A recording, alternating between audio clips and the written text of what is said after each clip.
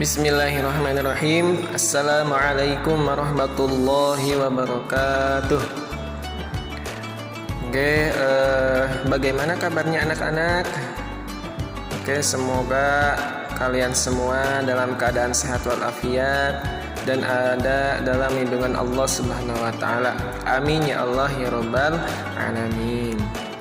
Oke, pada kesempatan kali ini kita akan melanjutkan pembahasan materi berikutnya, yaitu tentang ilmu kalam. Nah, sebelum saya jelaskan, di sini ada yang tahu apa itu ilmu kalam? Oke, jika tidak ada, mari kita bahas poin yang pertama, yaitu pengertian ilmu kalam. Nah, ilmu kalam secara harfiah artinya yaitu pembicaraan. Pembicaraan yang bagaimana? Pembicaraan di sini dalam artian menggunakan nalar dan logika. Maka dari itu, ciri utama dari ilmu kalam yaitu rasionalitas dan logis. Sehingga ilmu kalam ini sangat erat sekali hubungannya dengan ilmu mantik atau ilmu logika. Nah, kemudian selain pengertian yang telah tadi disebutkan, ilmu kalam juga adalah ilmu yang membicarakan tentang bagaimana menetapkan kepercayaan keagamaan dengan bukti-bukti yang yakin. Jadi ilmu kalam ini selain menggunakan nalar dan logika, nah ilmu kalam ini juga membahas tentang soal-soal keimanan. Nah, tadi itu ya sekilas tentang pengertian ilmu kalam. Nah, selanjutnya apakah ada yang tahu kenapa ilmu ini disebut ilmu kalam? Nah, ilmu ini disebut ilmu kalam karena ada dua sebab. Yang pertama yaitu sebagian para ulama terdahulu menjelaskan berbagai persoalan dalam hal-hal akidah yang biasa digunakan oleh para filosof. Nah, mereka menggunakan metodenya ini dinamakan dengan al-kalam, sehingga para ulama itu disebut ahlul kalam, sedangkan para filosof dapat disebut dengan ahlul mantik. Kemudian sebab yang kedua yaitu pada abad kedua Hijriyah, nah itu ada persoalan yang sangat menggoncangkan umat Islam, yaitu persoalan tentang kalamullah. Jadi kalamullah ini apakah diciptakan atau tidak, apakah baru, apakah terdahulu. Jadi dulu itu sangat menggoncangkan umat Islam tentang kalamullah ini. Nah, jadi itu sebab-sebab ilmu ini disebut ilmu. Kita membahas sekilas pengertian tentang ilmu kalam dan sebab-sebab ilmu kalam dinamakan ilmu kalam. Selanjutnya kita akan membahas tentang pendapat para ulama tentang ilmu kalam. Yang pertama yaitu pendapat dari Ibnu Khaldun. Nah, Ibnu Khaldun ini berpendapat bahwa ilmu kalam itu adalah disiplin ilmu yang mengandung berbagai argumentasi tentang akidah imaniyah, kemudian diperkuat dengan dalil-dalil rasional. Kemudian yang kedua pendapat dari Imam Mustafa Abdul Razik. Nah, beliau berpendapat bahwa ilmu kalam ini bersandar kepada argumentasi-argumentasi yang mengandung tentang akidah imaniyah atau sebuah kajian tentang akidah Islamiyah yang menggunakan nalar. Yang ketiga yaitu pendapat dari Imam Abu Hanifah. Nah, pendapat ini berbeda dengan pendapat dari dua imam yang tadi ya. Kalau Imam Abu Hanifah berpendapat bahwa ilmu kalam ini disebut juga fikih al-akbar. Kenapa? Karena Imam Abu Hanifah berpendapat bahwa fikih itu kan terbagi menjadi dua bagian. Yang pertama fikih al-akbar dan yang kedua fikih al-asghar. Nah, fikih al-akbar ini berkaitan dengan keyakinan atau pokok-pokok agama atau ilmu tauhid.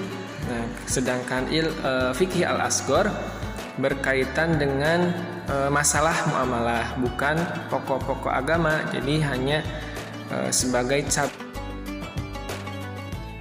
Nah, jadi kesimpulannya tentang pengertian ilmu kalam yaitu ilmu kalam itu adalah ilmu yang membicarakan tentang berbagai macam masalah ketuhanan.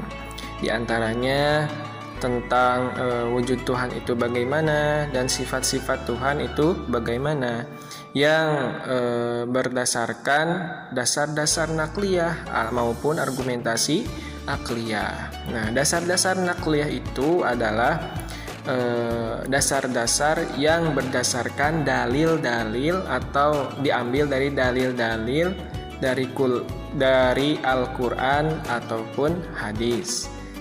Sedangkan akliyah itu dasar argumentasi akliyah atau rasional itu yaitu pemahaman seseorang terhadap sesuatu dengan berpikir secara filosofis atau kritis. Nah, selain membicarakan tentang berbagai macam masalah tentang ketuhanan, ilmu kalam juga membicarakan tentang Rasul-Rasul Tuhan. Untuk apa? Untuk menetapkan kerasulannya dan mengetahui sifat-sifat yang mesti ada pada Rasul, kemudian sifat-sifat yang tidak mungkin ada pada Rasul, dan sifat-sifat yang mungkin ada pada Rasulnya.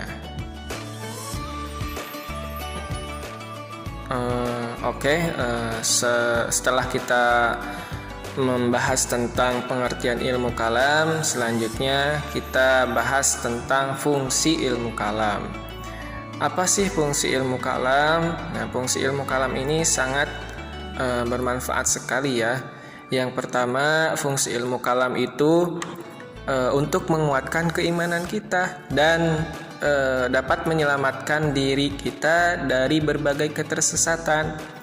Mengapa ilmu kalam itu dapat menguatkan iman kita dan menyelamatkan kita dari ketersesatan? Karena ilmu kalam itu menggunakan metode rasionalitas, tetapi tidak hanya rasionalitas saja, tetapi didukung oleh Al-Quran dan hadis. Jadi dikuatkan, harus berdasarkan hadis dan Al-Quran.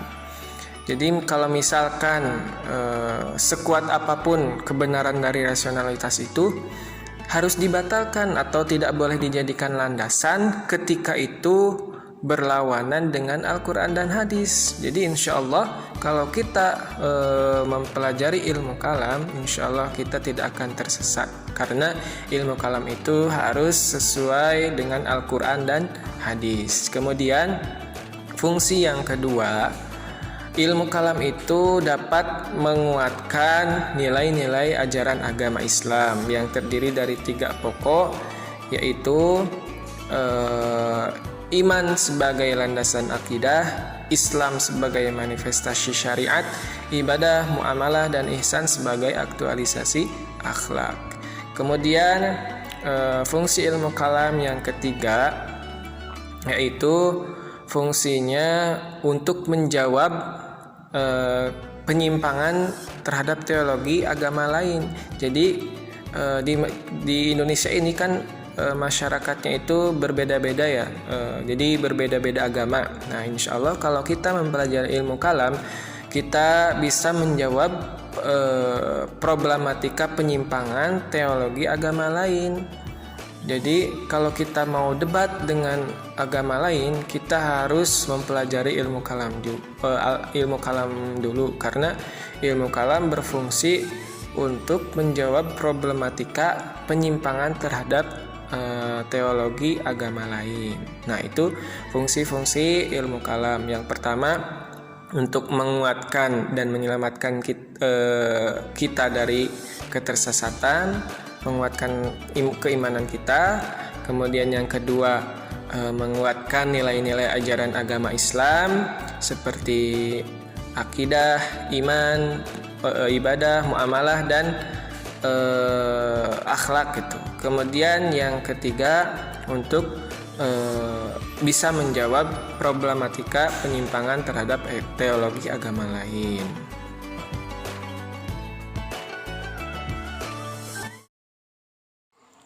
Nah, untuk selanjutnya yaitu sejarah ilmu kalam. Nah, Rasulullah SAW selama di Mekah mempunyai fungsi sebagai kepala agama. Setelah hijrah ke Madinah, fungsinya bertambah juga menjadi kepala pemerintahan. Beliaulah yang mendirikan politik yang dipatuhi oleh kota tersebut. Sebelum itu, Madinah tidak ada kekuasaan politik. Setelah wafatnya Rasulullah SAW, Rasul digantikan oleh Abu Bakar, terus Umar bin Khattab, Utsman bin Affan, kemudian Ali bin Abi Thalib. Utsman merupakan khalifah berlatar belakang pedagang yang sangat kaya, tetapi ahli sejarah mengatakan bahwa Utsman termasuk khalifah yang lemah karena tidak dapat menentang keluarganya yang berpengaruh berkuasa di pemerintahan, sehingga mereka menjadi gubernur-gubernur di daerah kekuasaan Islam dengan mengganti gubernur-gubernur yang dulu diangkat oleh Umar yang dikenal kuat dan tak memikirkan keluarga.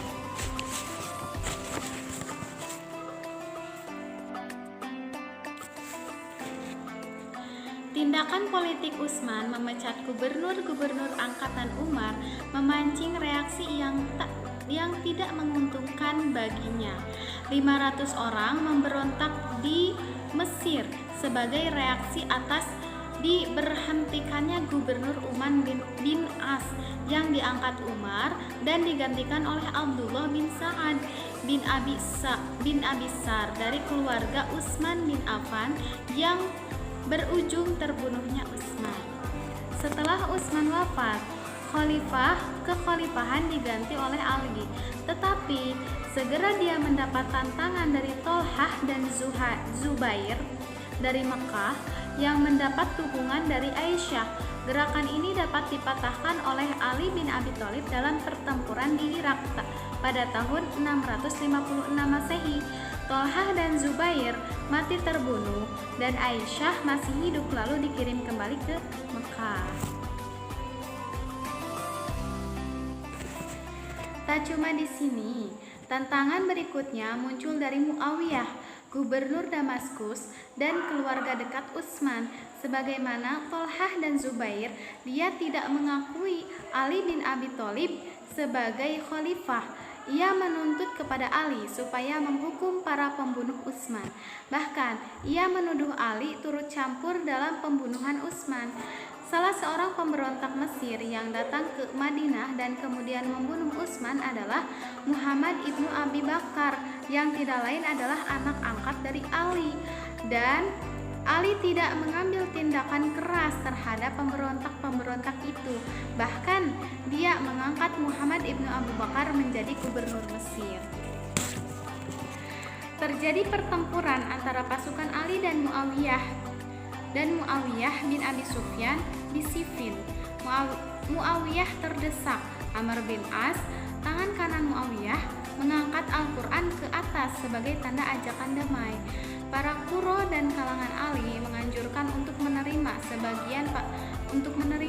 tapi sebagian pasukan Ali menganjurkan menolaknya, tetapi Ali memilih menerima. Dan dengan demikian dicarilah perdamaian dengan mengadakan arbitrase. Sebagai pengantara diangkat dua orang, yaitu Amr bin As dan Muawiyah, dan Abu Musa al-Asy'ari dari pihak Ali. Sebagai yang lebih tua, Abu Musa maju terlebih dahulu dan mengumumkan kepada orang ramai bahwa putusan menjatuhkan kedua pemuka. Berlainan dengan Amr bin As mengumumkan hanya menyetujui penjatuhan Ali saja, tetapi tidak penjatuhan Muawiyah tersebut. Bagaimanapun peristiwa ini merugikan Ali dan menguntungkan Muawiyah sebagai khalifah yang ilegal. Terhadap sikap Ali yang mau mengadakan arbitrase menyebabkan pengikut Ali terbelah menjadi dua, yakni golongan yang menerima arbitrase dan golongan yang sejak semula menolak arbitrase. Yang menolak berpendapat bahwa hal itu tidak dapat diputuskan lewat arbitrase manusia. Kaum Khawarij memandang para pihak yang menerima arbitrase yaitu Ali bin Abi Thalib, Muawiyah bin Abi Sufyan, Amr bin As, dan Abu Musa al-Asy'ari sebagai kafir dan murtad karena tidak berhukum kepada hukum Allah yang berdasarkan firman Allah dalam surat Al-Maidah ayat 44. Karenanya halal dibunuh. Hal ini tidak hanya mempunyai implikasi politik yang tajam, tetapi juga meningkat kepada persoalan teologi yang melahirkan beberapa aliran teologi atau firqah. Nah, firqah ilmu kalam yaitu ada firqah Khawarij. Firqah Khawarij merupakan golongan yang keluar dari golongan Ali, menentang golongan Ali bin Abi Thalib dan Muawiyah. Nah, yang kedua ada firqah Murji'ah, merupakan golongan yang timbul pada saat terjadinya pertikaian antara Ali bin Abi Thalib Khawarij dengan golongan Muawiyah. Golongan ini bersifat netral, tidak memihak salah satu golongan ini. Yang ketiga ada firqah Jabariyah, merupakan golongan yang timbul bersamaan dengan firqah Qadariyah, yaitu timbul karena menentang kebijakan politik Bani Umayyah yang dianggap kejam. Terus selanjutnya ada firqah Qadariyah. Nah, ini pertumbuhan golongan ini karena pertentangan terhadap kebijakan Bani Umayyah yang sangat kejam.